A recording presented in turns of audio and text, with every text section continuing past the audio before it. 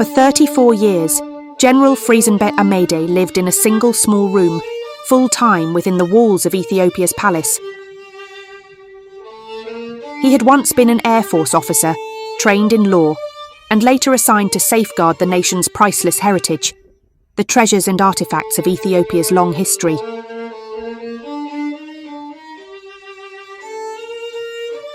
The 1974 revolution engulfed Ethiopia in chaos, culminating in the murder of His Imperial Majesty Haile Selassie and many officials.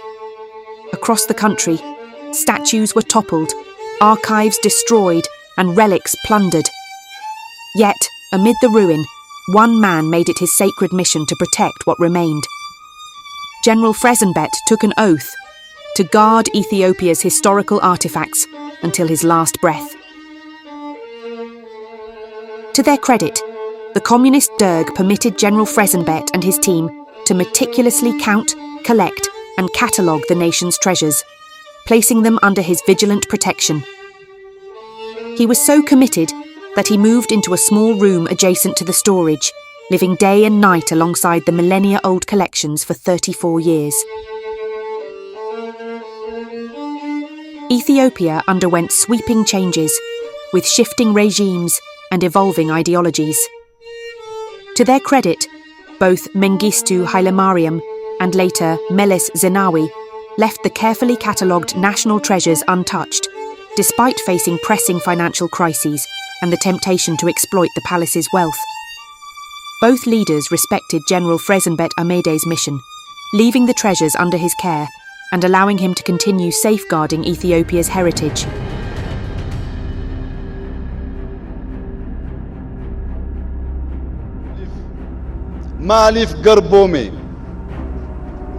Oromos are number one in Africa. No one even comes close to us. How on earth did these balege, or these uncivilized animals, manage to rule over us for more than 100 years?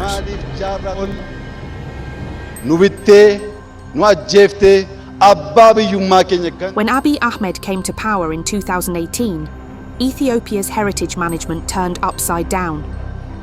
What had once been handled with care and respect was now subject to the personal whims of Abiy and his Oromo Prosperity Party loyalists.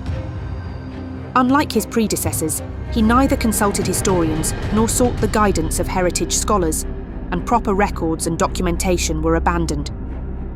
Under the pretext of renovation, he exercised unchecked authority, altering, moving, or controlling historical artifacts at will, often without transparency or oversight.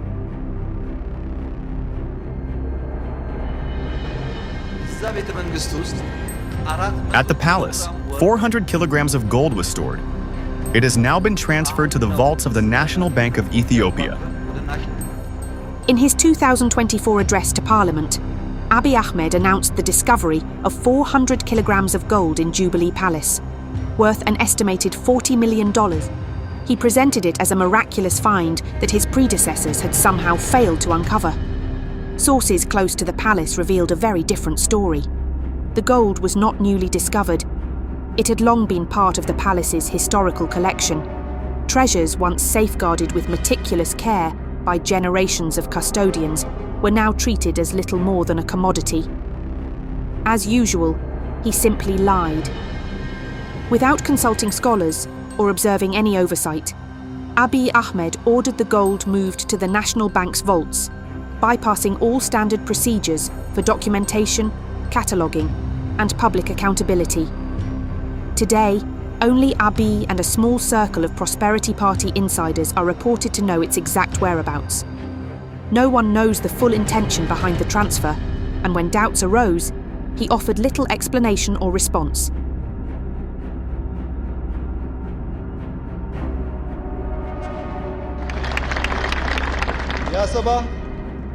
My people, my ethnicity, we have been deceived by our enemies, divided by their agendas. We Oromos struggle to unite among ourselves, yet somehow we manage to collaborate with Oromo enemies. Tell me, where did this kind of Oromoness come from?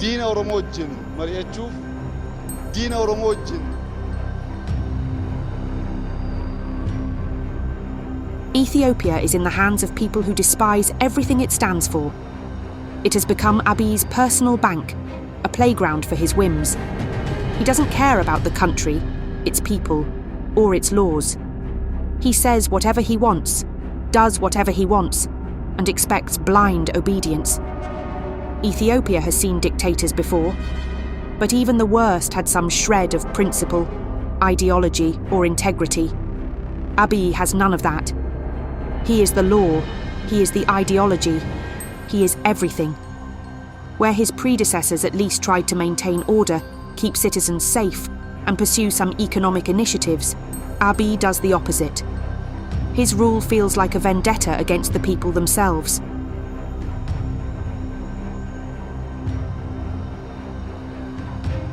ጉድጓድ የሚገባም ገባ ከዛ በኋላ ያሳደድ ማዶ ያልኩኝ ተራራዎቹን እነዚህ ማዶ የሚታዩትን ይሄ እነዚህ ቦዛ ማርያም የምትባል ፍለፊት ያሉ ተራራዎች በሰማይ አድማስ የምትታዩ ቦዛ ማርያም Since Abiy came to power, Ethiopia has known no day without violence. War after war, threat after threat, conflict after conflict. It has become his way of governing, and war costs money. With the nation's infrastructure decimated and exports barely generating hard currency, many observers suspect the gold's transfer was driven less by preservation than by a desperate need for funds, particularly to finance drone warfare and other military campaigns. Some fear the worst, that the gold may have been melted and sold. Official silence offers little reassurance. For half a century, predecessors may have faced comparable situations, yet none ventured so brazenly into this kind of plunder. Thanks for watching. If you like our videos, like, share and subscribe.